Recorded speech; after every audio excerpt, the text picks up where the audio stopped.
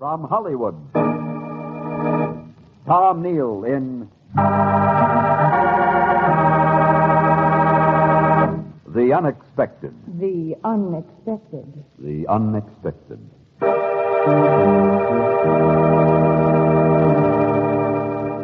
Life is filled with the unexpected. Happy, romantic, tragic, and mysterious endings to our most ordinary actions. Dreams come true or dreams are shattered by sudden twists of fate in The Unexpected.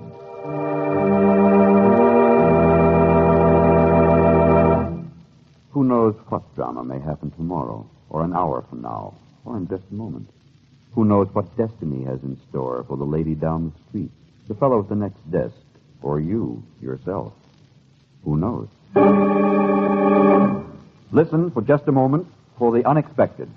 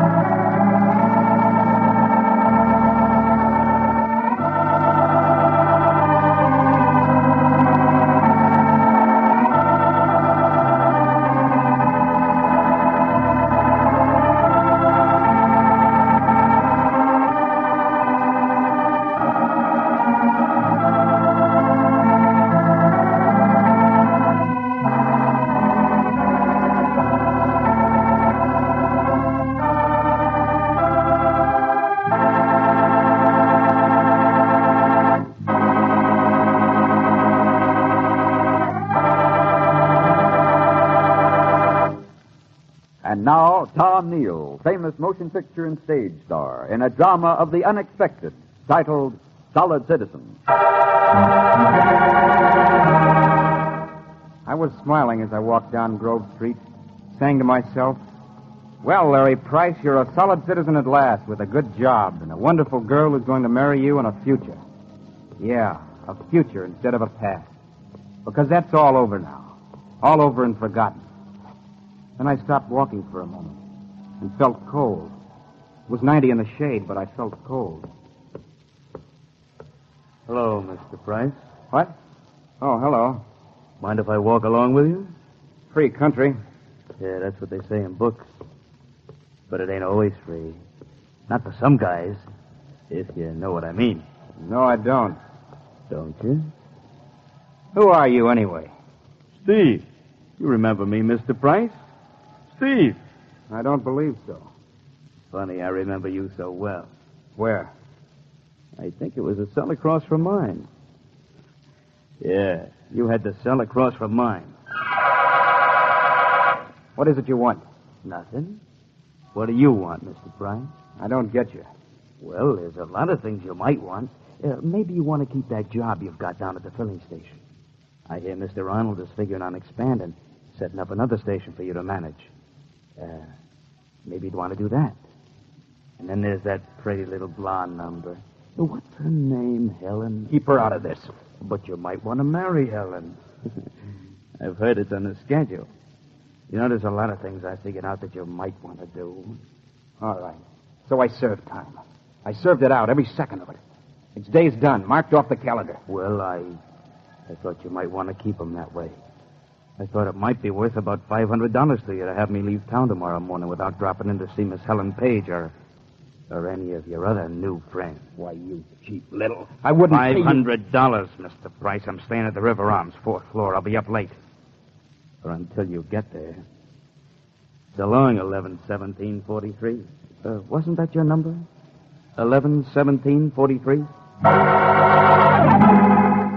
He slouched away from me down the street. Just a little guy with a smirk on his cracked lip and a big secret in his head. My secret. But it wasn't mine any longer. I suppose I could have remembered him if I tried. I could remember every ugly detail about those 2 years in prison.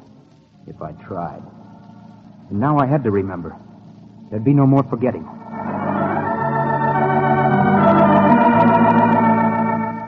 Helen would know, too. There wasn't anything I could do about that. Helen would be told, but not by Steve. I'd tell her. No matter how it would tear at her heart, I'd have to tell her. And soon. Very soon. What's the matter, darling? Why the frightened look? Does marriage scare you? You can still back out if you want to. Helen, I want to marry you even more than I want to go on living. Well, what is it then? Some deep, dark secret from your past come back to haunt you? In a way. Oh? Was she blonde or a brunette? Helen, there's something you should know. I won't let you talk about it now. Everybody has secrets, Larry. They're fun and interesting, but not very important.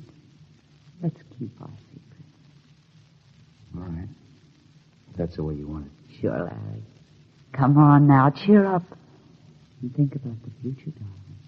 And us.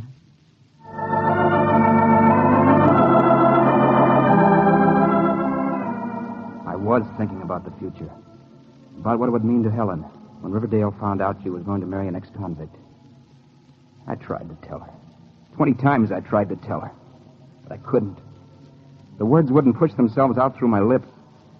I could imagine the flicker of pain in her eyes. The brave smile that would say, "It doesn't make any difference. We'll be married just the same." But it would make a difference. Always. So I couldn't tell Helen about the 2 years when I was 11, 17, and 43. I had a pass key to the gas station. I jimmied the door to make it look like a burglary. I knew how. Then I went inside and opened the register. The week's total figured just over $500. Nobody saw me at the station. Nobody saw me sneak up the fire escape at the River Arms. But in a way, I almost wished the cops had grabbed me before I could give the money to Steve. 460, 480, 490, 500. Now beat it quick.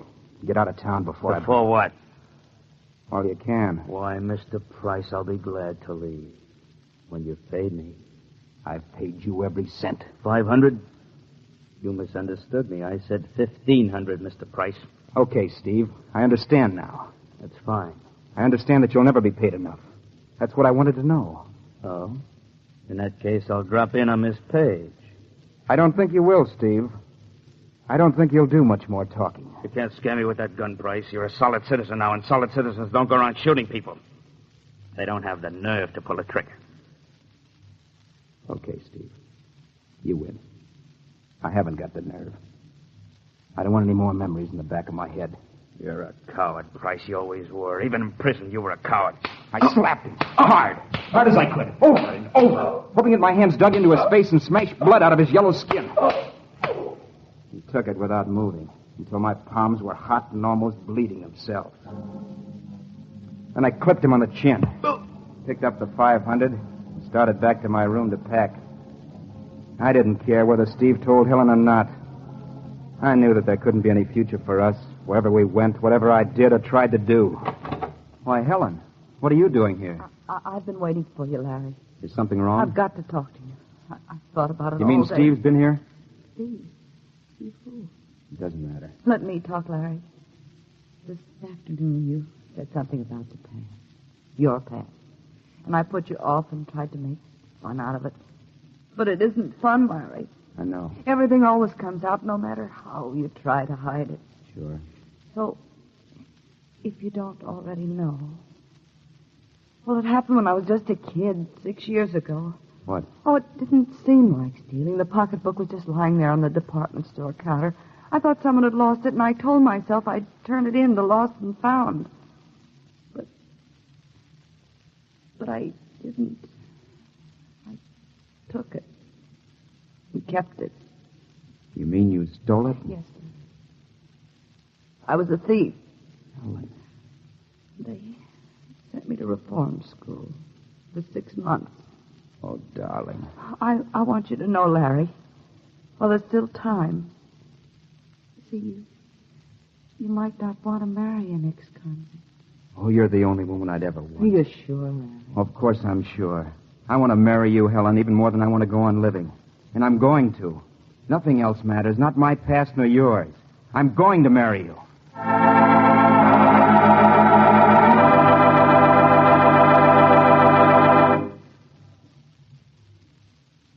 You think the story is over, don't you? But wait. Fate takes a hand. Wait for the unexpected.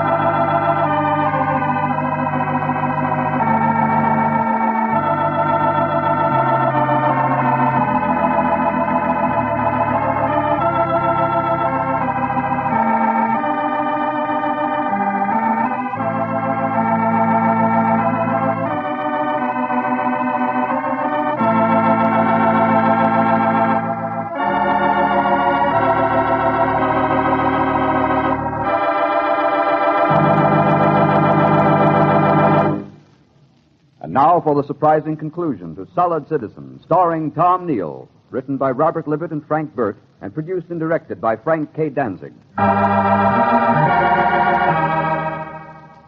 Helen and I took the money back to the filling station.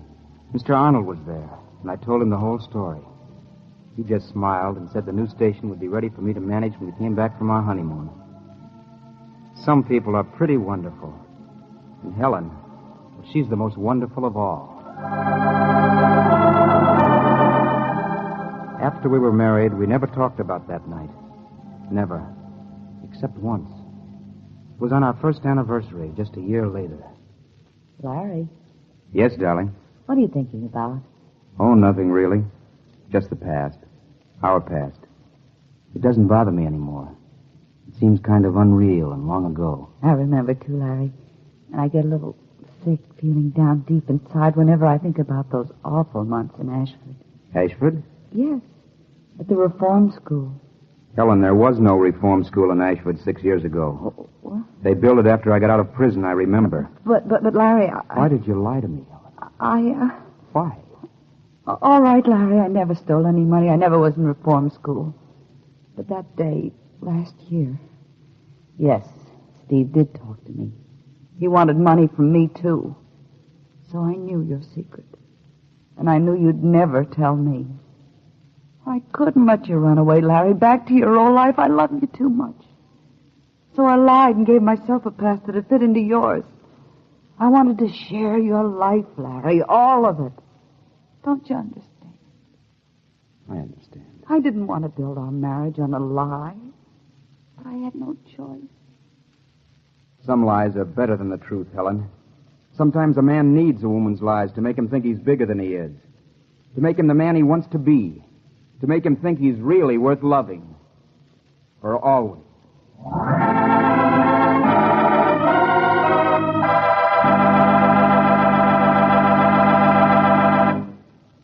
Solid Citizen, starring Tom Neal, was transcribed in Hollywood. Listen for another exciting story, starring Marcia Hunt, who meets the unexpected.